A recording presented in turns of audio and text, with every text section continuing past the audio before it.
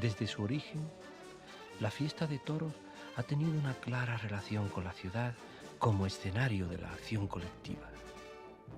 Desde el toro ensogado, corrido por las calles, núcleo germinal del toreo, a los de fuego, anunciando en la noche del solsticio de verano el triunfo de la aurora.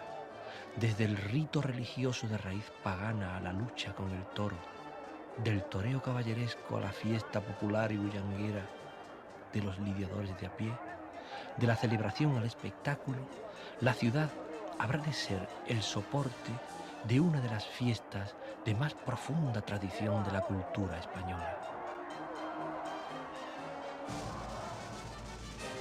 Hay tesis que defienden la procedencia musulmana de las corridas de toros. Otras hablan de su vinculación a los juegos romanos. Hay interpretaciones que ligan su procedencia al préstamo cultural de otras civilizaciones extranjeras.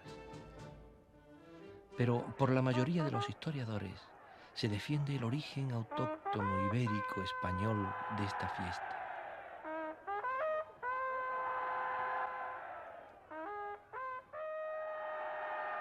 Habría que buscar sus antecedentes en la caza del toro salvaje, cuando el hombre decide amansar fieras cuerpo a cuerpo, luchando a fuerza viva. Las pinturas rupestres señalan los primeros tratos con el toro y sugieren ya la puesta en práctica de carreras y engaños. La capea, hoy, la suerte de burlar al toro esquivando su acometida, se encuentra en la primitiva captura, en la nutritiva caza del toro salvaje.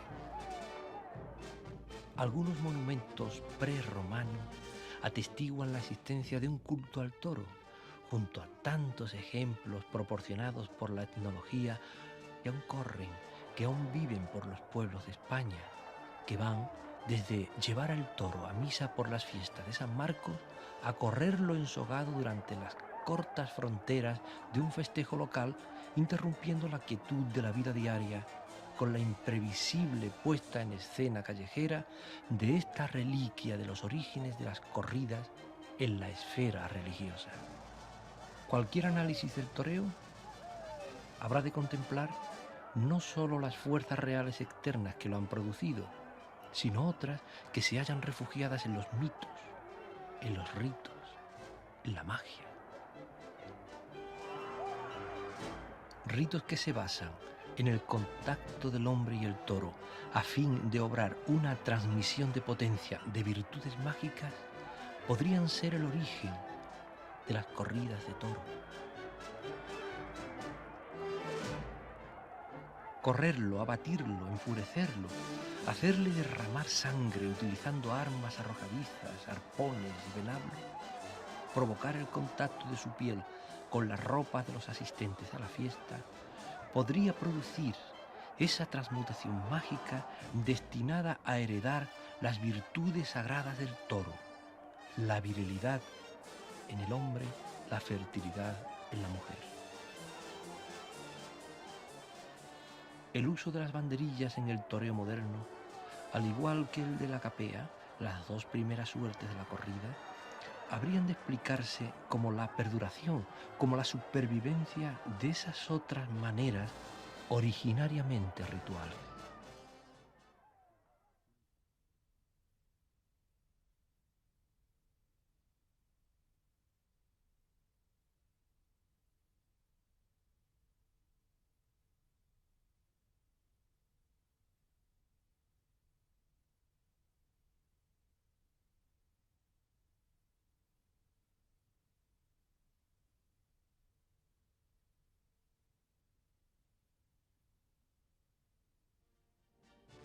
Desde el rito mágico del uro al bisonte hasta el culto trágico del toro, oficiado por el matador en la plaza, la tauromaquia encierra un círculo de significaciones que celebra en su centro el misterio de la reproducción de la vida, el júbilo por el retorno del alimento.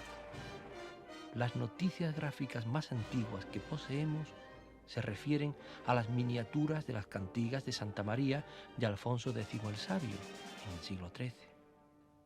Se reconoce aquí al toro, erizado de dardos y banderillas, con que la gente que asistía al espectáculo lo alcanzaba y hería.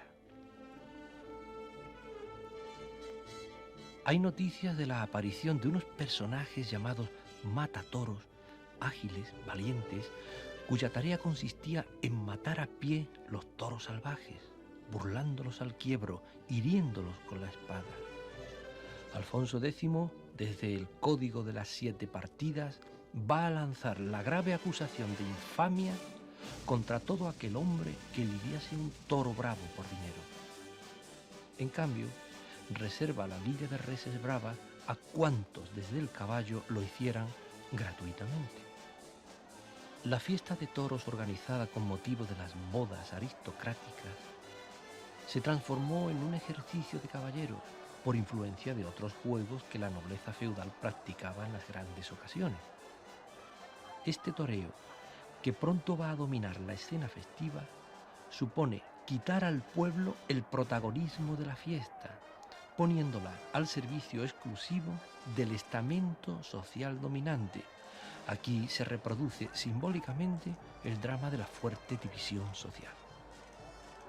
La apropiación de la fiesta taurina por los caballeros conlleva la reducción de los espacios urbanos en los que se desarrollaban los juegos con el toro a los límites físicos de la plaza pública, escenario de esa vibrante y trágica conmoción de una fiesta tumultuosa y clasista, sobrecogedora, todo rito y espectáculo.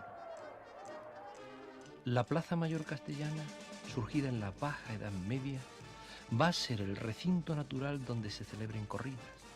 Antes, 4 palos clavados en el suelo van a empezar a limitar el espacio abierto del campo en otro, cerrado, más idóneo para la acción de la fiesta. Pero será la plaza urbana la que al final se transforme en Plaza de los Toros. En ese proceso de irse adecuando las plazas mayores a esa otra arquitectura efímera y festera, van a surgir los toriles, recintos para depositar las reses y puntos de conexión entre el campo y la ciudad. Las plazas de los toros, como todo lo vivo, han ido haciéndose conforme sus necesidades reclamaban más elementos formales para constituirse en edificio.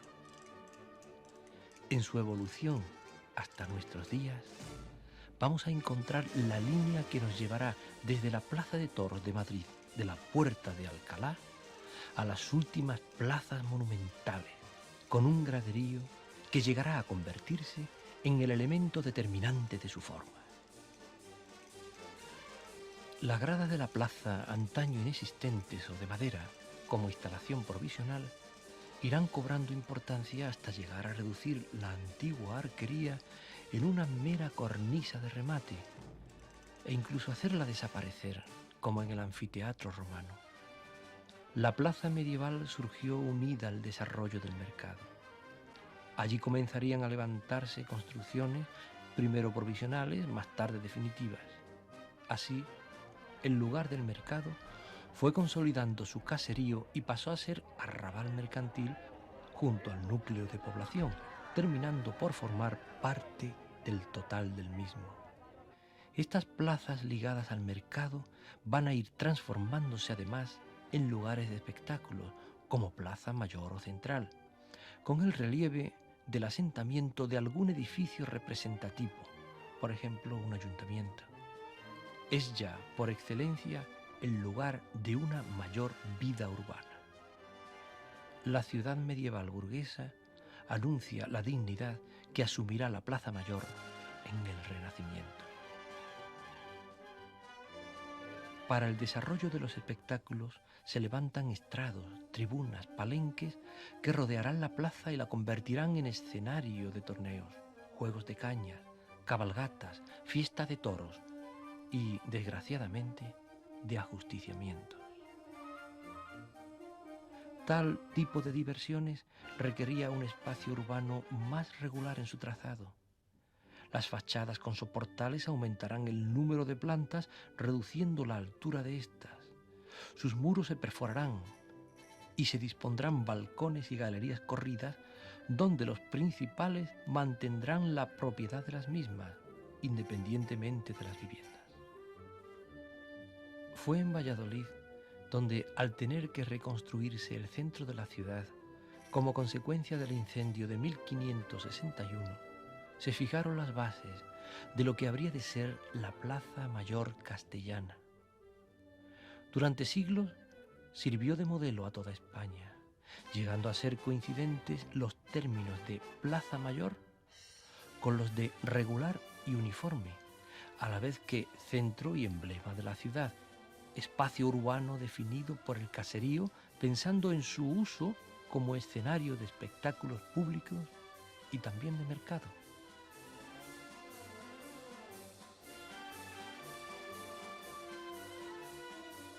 La Plaza Mayor de Madrid, trazada en 1617, es un rectángulo perfecto en las relaciones áureas señaladas por Vitruvio, siguiendo el modelo de la de Valladolid.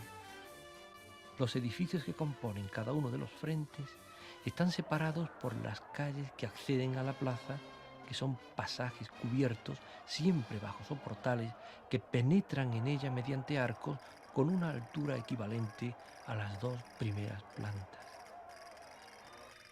En las ciudades andaluzas del siglo XVI, que conservaban su morfología de origen musulmán, se va a sentir la necesidad de poseer una de esas grandes plazas, marco adecuado para el desarrollo de las suntuosas fiestas. Pero no siempre fue fácil demoler casas para permitir su construcción. Hasta 1683 no se construye la gran plaza de Córdoba, la Corredera, llamada así porque ya tradicionalmente se corrían toros en su gran espacio interior. Esta plaza urbana, procedente de las plazas mayores cerradas, viene determinada por el uso a que iba a ser destinada, la fiesta de los toros. La Corredera, en tiempos árabes, es probable que fuese sitio de mercado, aunque de menores dimensiones de las que presenta hoy. Se tienen noticias de que en el siglo XVI se compran varias casas para ensancharla. Por estas fechas se construyen balcones corridos de madera, galerías divididas por columnas en las fachadas de la pared blanca. También se sabe la abundancia de fiesta de toros que tiene a la Corredera como escenario. Un cuento de la época. En una corrida de 1683, cuando más descuidada estaba la concurrencia que llenaba los tendidos, uno de los alguaciles vio enfrente a uno de sus hijos inclinado sobre el antepecho y, previniendo una desgracia del niño, le gritó: ¡que se cae la plaza! La gente, entendiendo que lo que se caía era la plaza, empezó a correr, armándose tal baraúnda que resultaron muchas desgracias. El corregidor Ronquillo juró que no volvería a suceder lance parecido, porque enriquecería a Córdoba con una plaza digna de su nombre y de su importancia. Aquella palabra de corregidor se cumplió y Córdoba tuvo su plaza.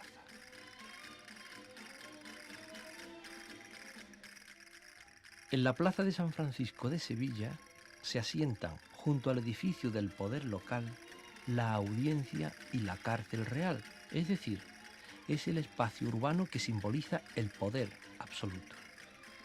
En el grabado de 1730 puede apreciarse cómo la plaza se acondiciona, se prepara para servir de escenario a aquellas brillantes celebraciones barrocas, fiestas que duraban 3 o 4 días y en la que se corrían 40 y 50 toros. Se colocaban andamios de 2 o 3 cuerpos, bien de balcones, bien de cajón con gradas. 4 puertas permitían el acceso al recinto, una de ellas, por donde entrarían los toros a la plaza corridos por la muchedumbre, se enfrentaría a la puerta del toril, preludiando el eje entre puerta principal y toriles. Dato importante que se daría luego en la construcción de las futuras plazas de toros.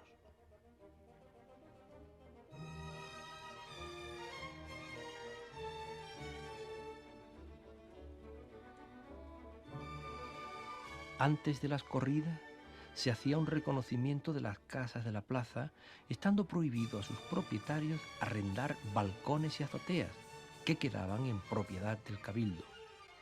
Esta plaza era el lugar donde, desde el siglo XVI, se celebraban las fiestas de la ciudad en las circunstancias más solemnes.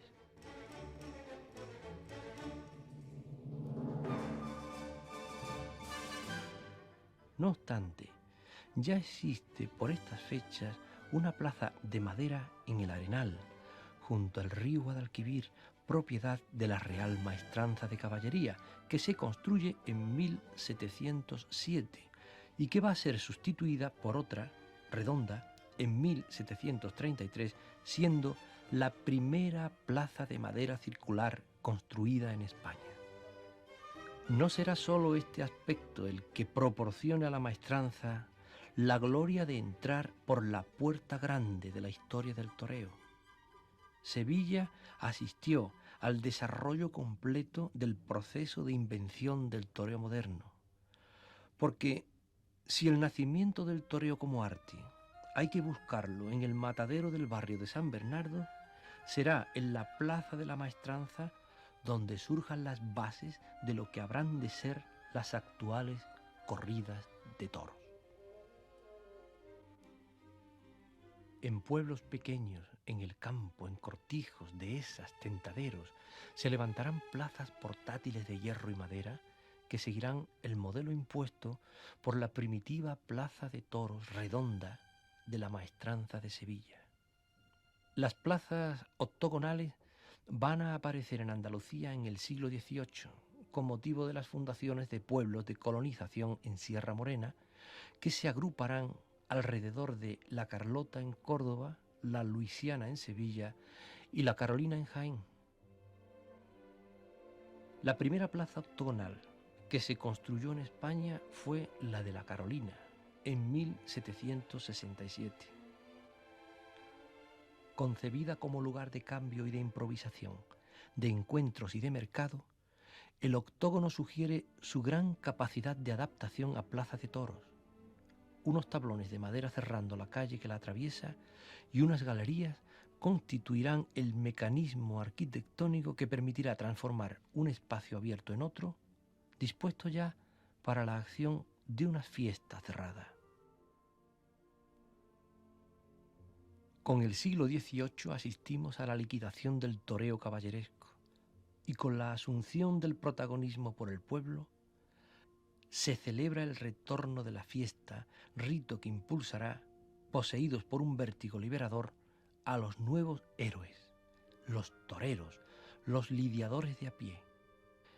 Esta irrupción anárquica, delirante, masiva en los ruedos, que llevará aparejado un gran desorden, contrastando fuertemente con la imagen ordenada, jerarquizada de la fiesta de los señores, irá arrojando de una forma paulatina a los nobles de las plazas. Durante este proceso de desalojo es preciso señalar la presencia en la plaza de los barilargueros, sustitutos de la nobleza, pero que provienen del mundo de la producción agraria, casi todos servidores de aquella y algunos, los menos, con una doble procedencia: ser pequeños propietarios de tierras o trabajadores del matadero de Sevilla, expertos ya en la conducción de ganado. Es este período de los barilargueros el considerado como el más oscuro de las fiestas de los toros. Se lidiaba con desorden, se amontonaba la gente. El toro, mientras se mantuviera fuerte, era picado una y otra vez hasta que, después de tanto castigo, el animal, incapaz de ir más al caballo, encontraba su fin en el choque con los desjarretadores, peones armados de cuchillos de media luna, con los que se les cortaban los tendones de las patas, o con los mozos, que con cuchillos y espadas iban en tropel hacia el toro y la de Aguilar de la Frontera, en Córdoba, de 1805, es uno. La de Tarazona, de 1792, fue concebida para ser a la vez vivienda y plaza.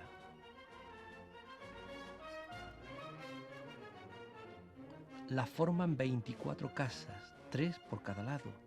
Su fachada hacia el interior de la plaza está resuelta con galerías de grandes arcos, hoy ya cegados, protegidos por barandillas metálicas en todo su recorrido. Las viviendas ignoran la calle, se abren hacia el interior del espacio central, patio de vecinos, plaza pública, plaza de toros.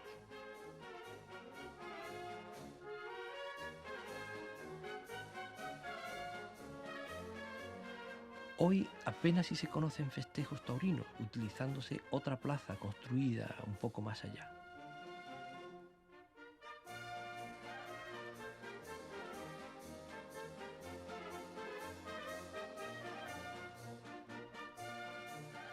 La Plaza de Toros de Valladolid es el último ejemplo en España que responde al tipo octogonal.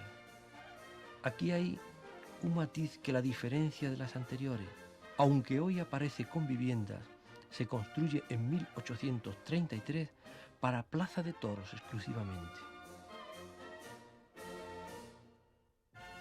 No conocemos cómo fue el edificio primitivo de la Plaza de Toros. Por las descripciones literarias sabemos que constaba de tendidos de piedra y 2 pisos cubiertos sobre ellos. La Plaza de Toros de Lucena, Córdoba, multiplica el número de sus lados, inducida por esa vocación circular que informa las plazas desde principios del XIX. Está fuera de la ciudad, pero aún con viviendas añadidas que nacen a la vez que ella, configurando plaza y viviendas, un edificio único. En los 4 espacios triangulares que aparecen en sus esquinas se situarán las dependencias de la plaza: enfermería, patio de caballos, desolladero y toriles.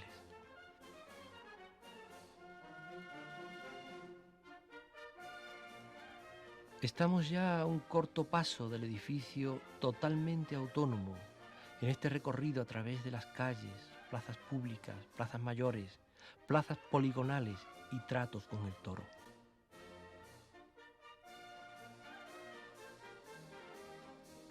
Nuestra detención en el siglo XVIII coincide con la tercera etapa del proceso del toreo, que va a completarse con la muerte del animal, infligida por el nuevo héroe de la fiesta, el matador. Con las plazas de toros circulares se le ha puesto cerco a la fiesta. Los tratos cotidianos del pueblo con los toros bravos, en el bullicioso discurrir de las calles de la ciudad, han ido desapareciendo. La fiesta participativa, jubilosa y sobrecogedora se habrá terminado con el encierro del toro. Es la tradición, la fijación de los hábitos populares, desde donde podremos entender los cambios que se producen en las plazas de los toros.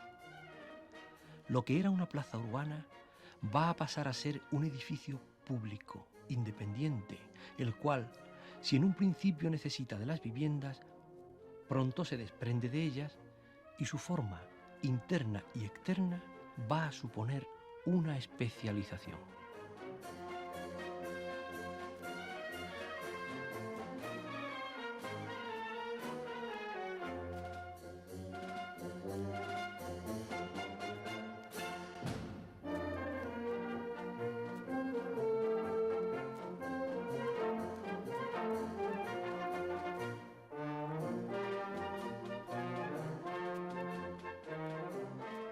La Ilustración provoca que se presenten los majos como una mezcla de revolución altanera y tradición ignorante. El pueblo español, en vez de buscar fuera sus formas, educa y estiliza poco a poco las suyas tradicionales. De esta labor difusa y espontánea va a salir el repertorio de posturas y gestos del pueblo en los 2 últimos siglos.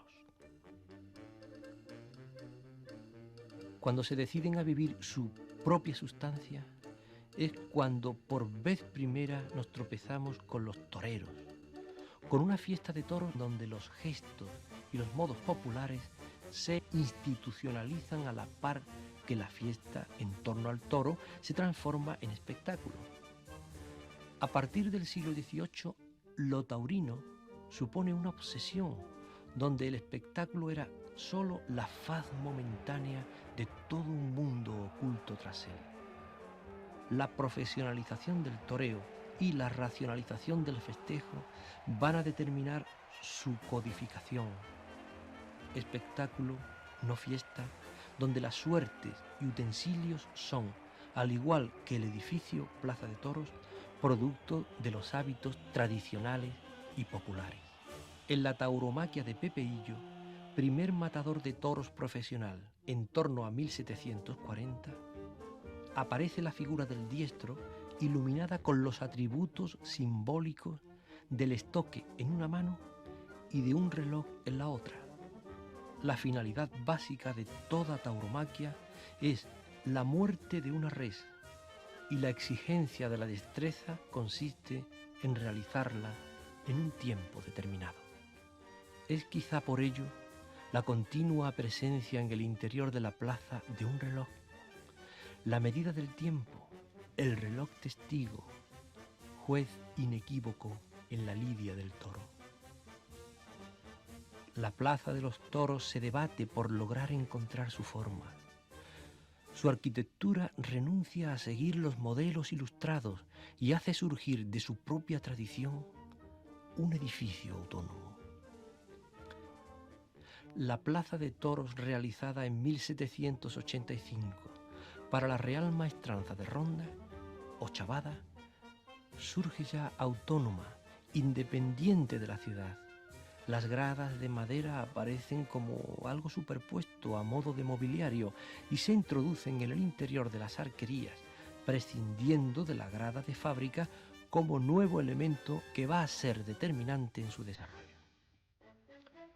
Lo preciso de la orientación trata de ordenar el sitio del palco presidencial, el de ganaderos y las entradas de los toros, es decir, su funcionamiento. Para ello, el eje urbano de la portada, el eje interno Presidencia Toriles y el eje Sol y Sombra van a ser determinantes. La reglamentación gremial y la codificación taurina introducen el orden en la fiesta. Se reduce la participación del público en ella, pero se compensa confiándole un nuevo papel: hacer de juez y crítico de cuanto se realice en el ruedo, pero desde las gradas. Las tauromaquias sentaron al público definitivamente en su sitio.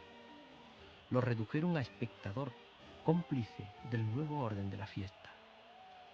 Los profesionales al ruedo, el público a la grada, y el orden por encima de todo. Este nuevo espectáculo, nacido de una fiesta que le exige al público se sitúe en las gradas, es el que va a exigir la grada misma.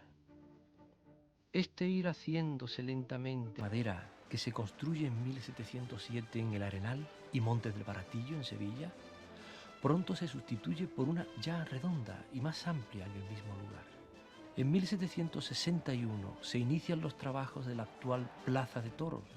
La consolidación de la fiesta como espectáculo público es lo que decide a la Real Maestranza a levantar una nueva plaza. 10 años después de iniciarse las obras, se indica la disposición del balcón presidencial.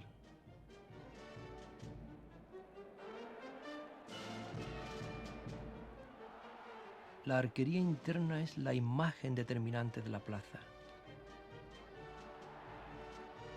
Su presencia exterior quizás quiera preludiar la composición interior.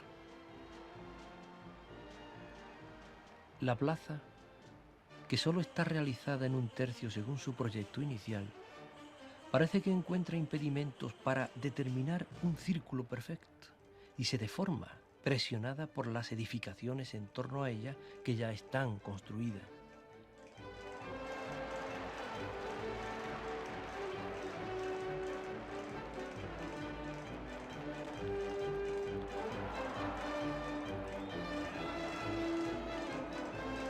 Filas de sillones que reducen el ruedo.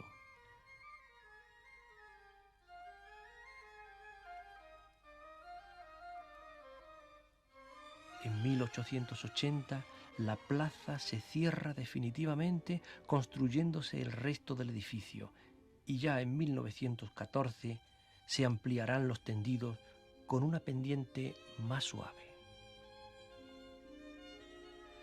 De aquel reducido proyecto inicial se ha pasado a una plaza de toros donde arquería y gradas poseen un equilibrio. Es en este proceso donde el edificio se configura como un tipo aproximado al anfiteatro. Su estructura consiste en un primer anillo, los tendidos, un segundo, la arquería de planta alta bajo la cual hay una calle de distribución, y un tercer anillo donde se localizan las escaleras de acceso a los balconcillos, los corrales, las cuadrillas, el desolladero. Esta estructura nos la encontramos en 1793 y representa la planta general de la plaza completa.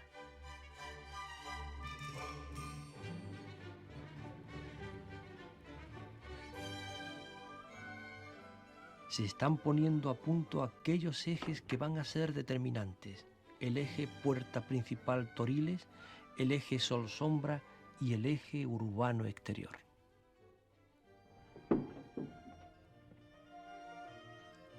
Este complejo arquitectónico de viviendas y plaza no comporta disminución del valor de sus arquitecturas, sino un continuo enriquecimiento con la aparición de la calle Circo que la rodea y se interrumpe solo por algunas casas.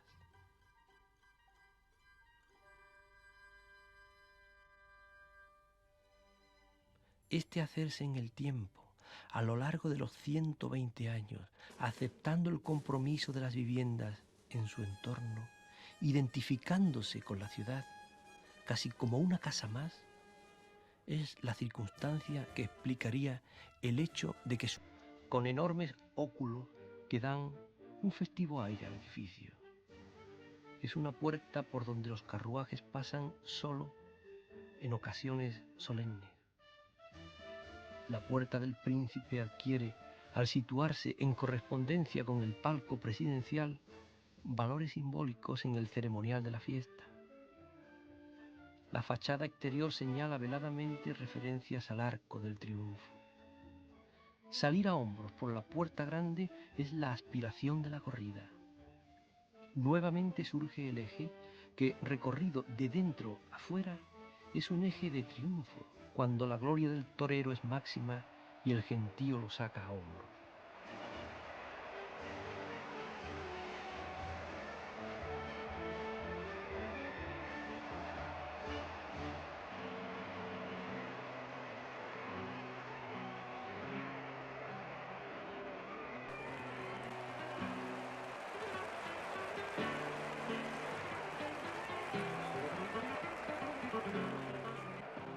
Dar la vuelta al ruedo. El paseillo desde la puerta de caballerizas frente a la presidencia. El brindis desde los medios del ruedo.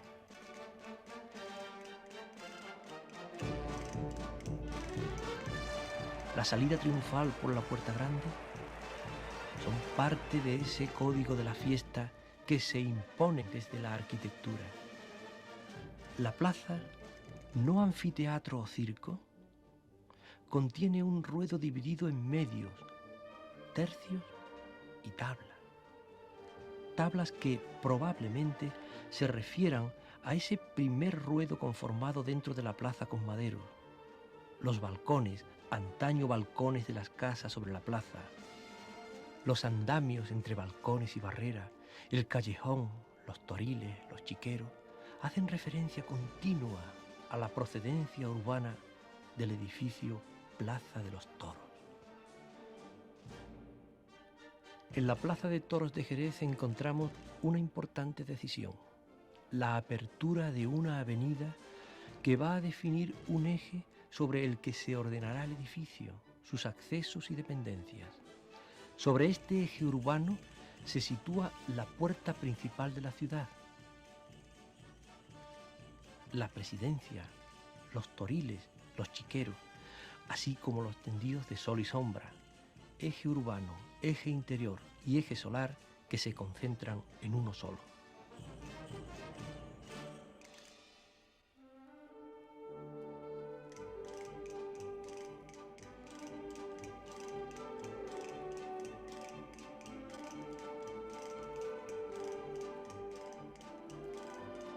En Extremadura es hábito ocupar el patio de armas de castillos y fortificaciones en torno al que surgen muchas poblaciones, como si se quisiera expresar el cambio social acaecido que desde el poder feudal dejaba paso a las nuevas instituciones ciudadanas. La plaza de toros de Barcarrota muestra cómo lo que antaño eran instalaciones efímeras en la plaza del pueblo se construye en fábrica.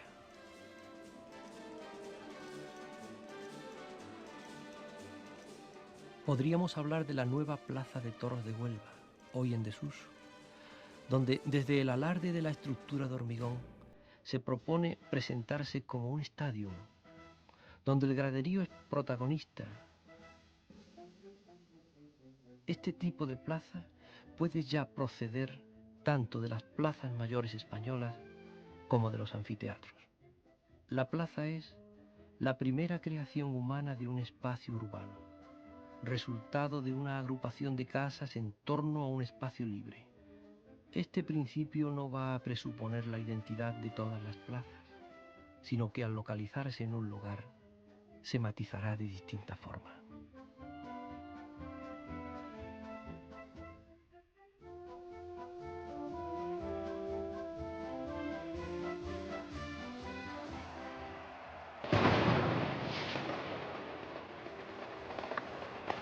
La plaza, que en un principio es un ensanchamiento de la calle, que es una parada brusca del toro en su carrera por la ciudad, que es un gesto altivo para hacer frente al acoso de la muchedumbre, señalando y adueñándose de un terreno, va a construirse en piedra, va a codificar todos los gestos, todas las posturas, va a construir una ceremonia que condensará la íntima relación festiva de una sociedad con el toro.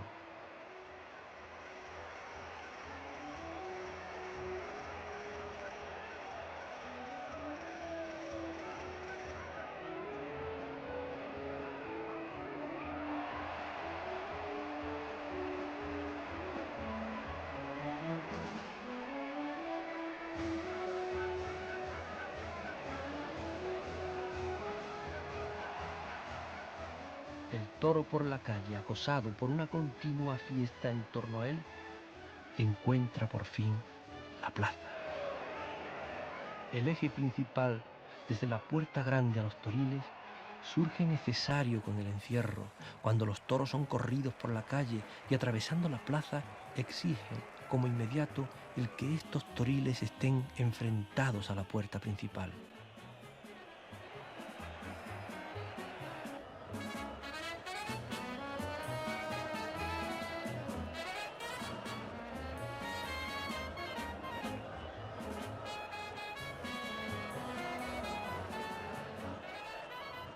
Esta creación de lo nuevo sobre lo viejo, este hacer gestos y formas sobre antiguas estructuras, que es como se ha ido construyendo la fiesta de los toros, es quizás el único camino que pueda devolver a estos edificios su profundo significado.